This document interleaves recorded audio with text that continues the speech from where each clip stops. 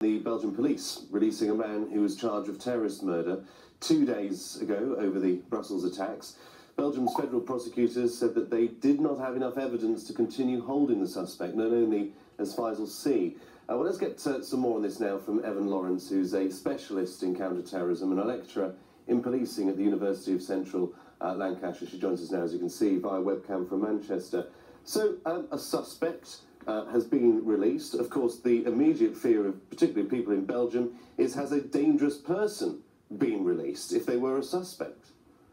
Well, I think that realistically, the police have enough powers in most countries that if they suspected someone of being an imminent threat to society, they have those safeguards in place where they can hold that person without charging them.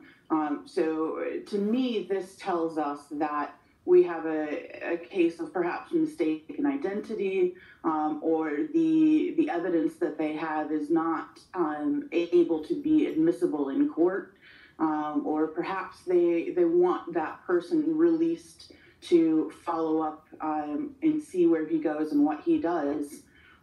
So there's a couple of different reasons, but certainly the police wouldn't be releasing anyone that was going to be an imminent threat to society. So the police will be able to monitor him and watch his every move? Absolutely. I would be surprised if he doesn't have some form of tracking device, whether it's an ankle bracelet or something along those lines. He'll certainly be being watched very closely by the police.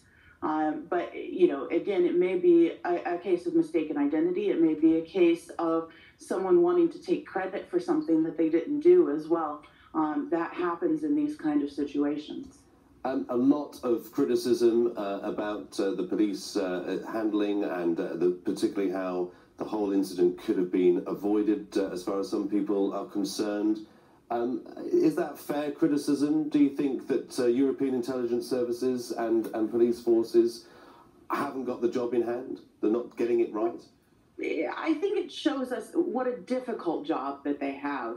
There is no 100% security in policing. There's always going to be someone or something that gets through. A terrorist only has to be lucky once to be able to conduct an attack.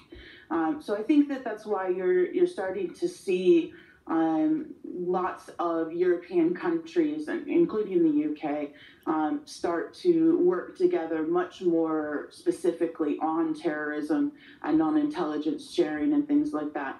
And I think it shows that we do have a long way to go.